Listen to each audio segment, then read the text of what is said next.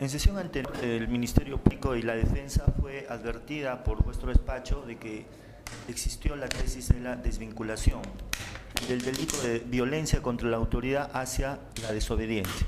Sin embargo, el Ministerio Público hoy día ha perseverado en un alegato de clausura respecto del delito de violencia contra la autoridad.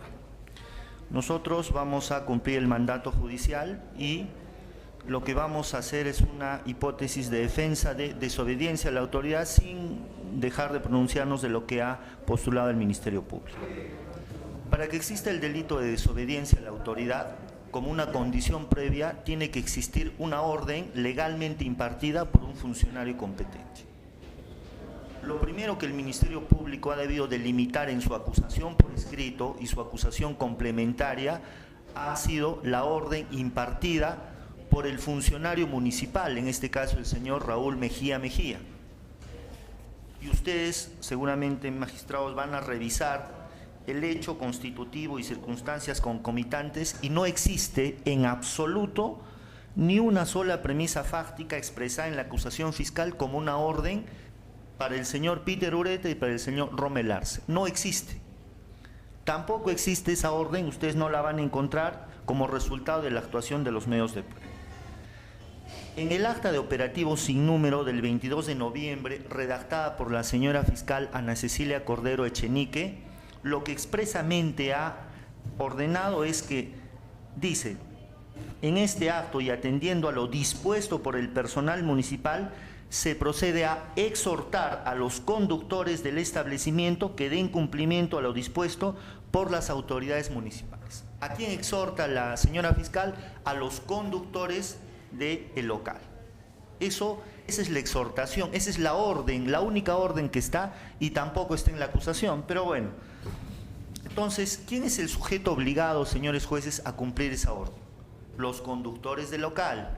Por lo tanto, la hipótesis del Ministerio Público debió haberse dirigido a probar que el señor Peter Ureta era conductor del local y no el abogado del local, que el señor Rommel Arce era el administrador o conductor del local.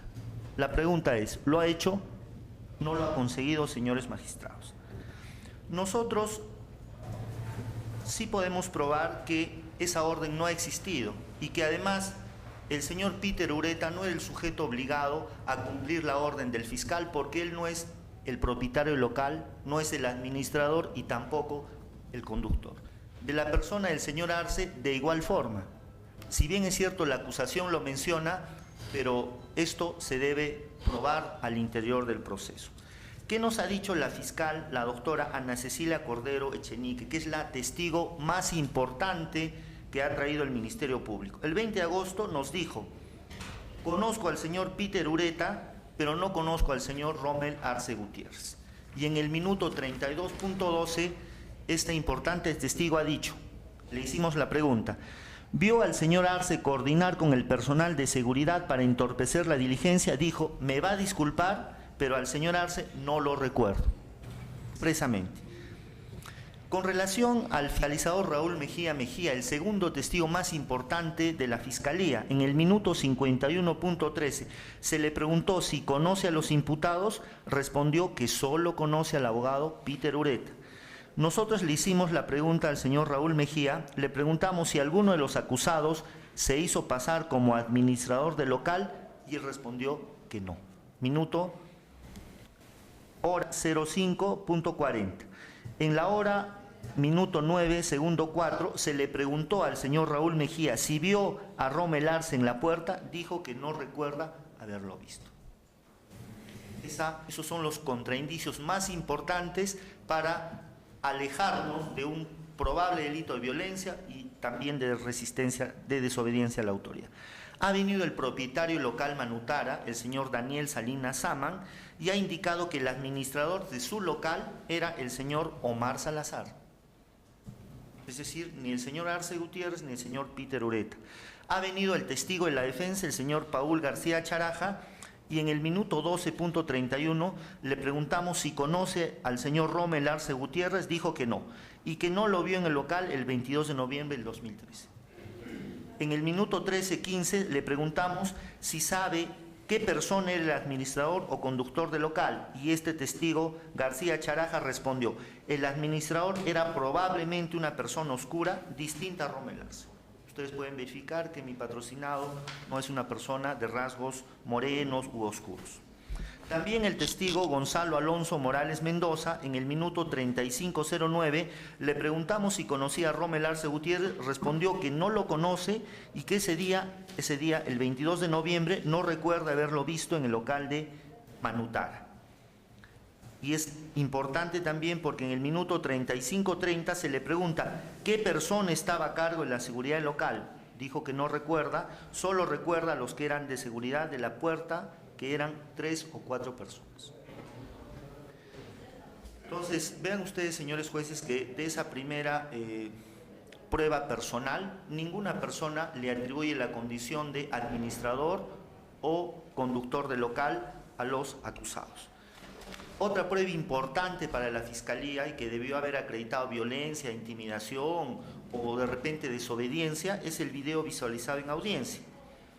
En el minuto 52.48 al minuto 52.55, la señora fiscal Ana Cecilia Cordero dice lo siguiente: manifiesta que ha sido empujada por el abogado del local por haber sido a su vez empujado, y que pasará este hecho al Colegio de Abogados porque considero que es una falta de ética al Código Profesional del Abogado.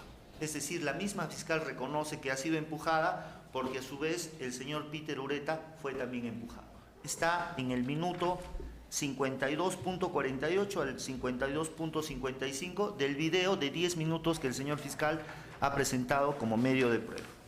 Respecto del señor Rommel Arce, no indicó nada. Y también en el video se visualiza al señor Arce, tal y como lo indicaba el señor fiscal, con un polo amarillo haciendo absolutamente nada. Nada relevante a hechos de violencia, intimidación o desobediencia. Nosotros decíamos también, magistrados, de que el funcionario que da una orden tiene que ser un funcionario competente.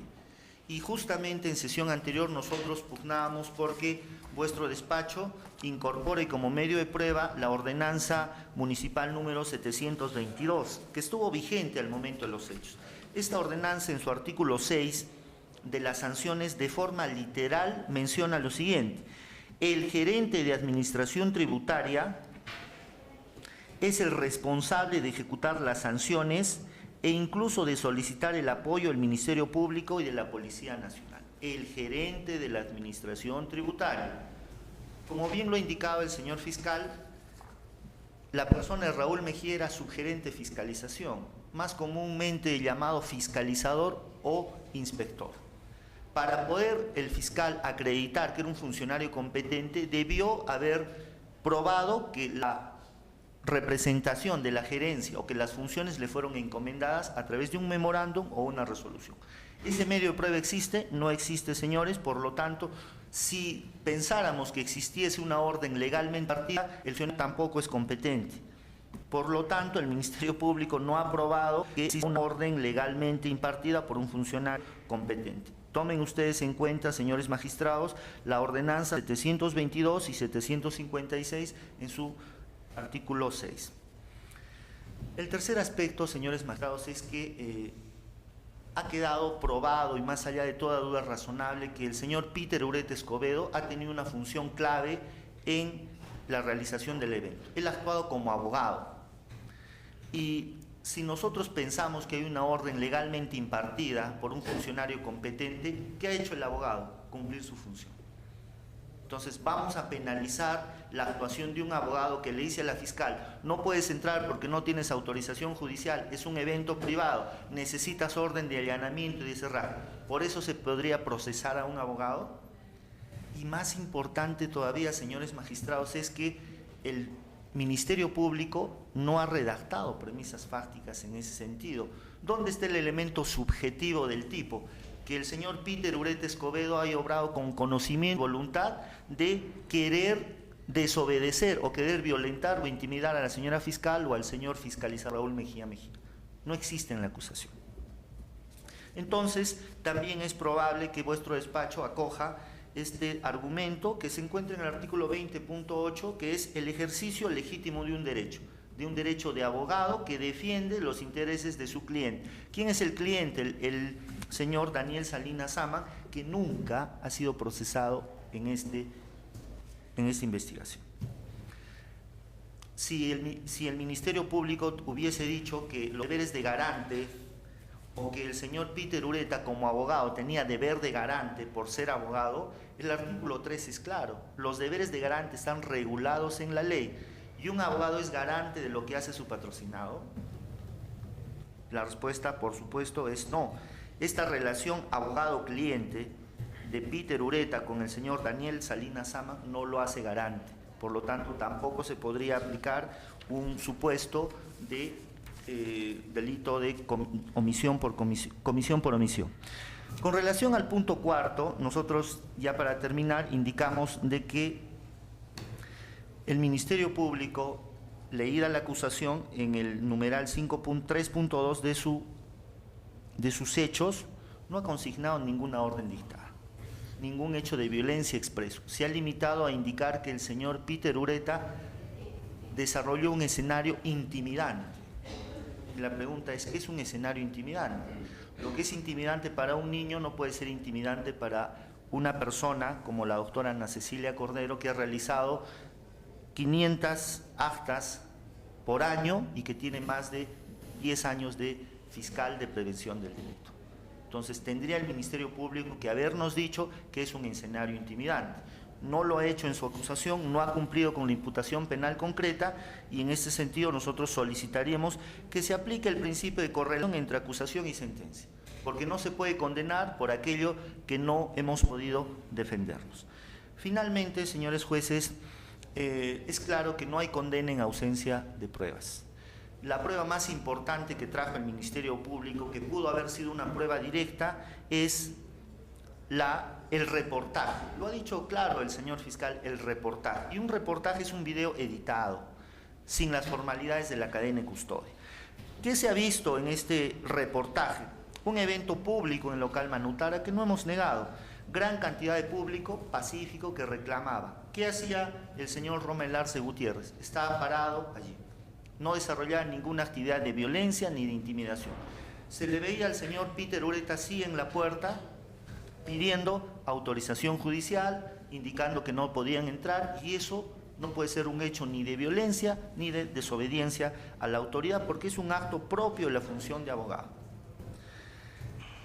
Y reiteramos que en este minuto 52:48 al 52:55 la misma fiscal reconoce haber sido empujada, porque a su vez el señor Peter Ureta fue empujado también. Eso es expresamente, está ahí en el video, y ese es el contraindicio más favorable a esta defensa. Entonces, y además, porque la propia fiscal, que es perito en derecho, ella indica que es un atentado contra la ética del abogado haber sido empujada, ¿no? Entonces, porque si nosotros quisiéramos pensar de que la señora fiscal se ha sentido realmente agraviada, debió haber pasado un reconocimiento médico, psicológico, una pericia antropológica para determinar pues efectivamente que ha sufrido un daño. No basta con decirlo. En el acta fiscal del 22 de noviembre verificará el colegiado que existe una orden, pero no dirigida a Peter Ureta, sino a los conductores del local.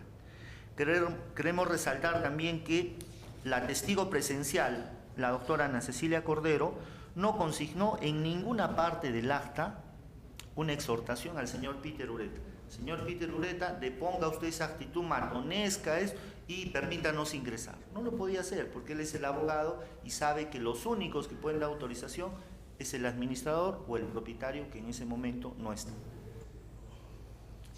Y nosotros también queremos mencionar, señores magistrados,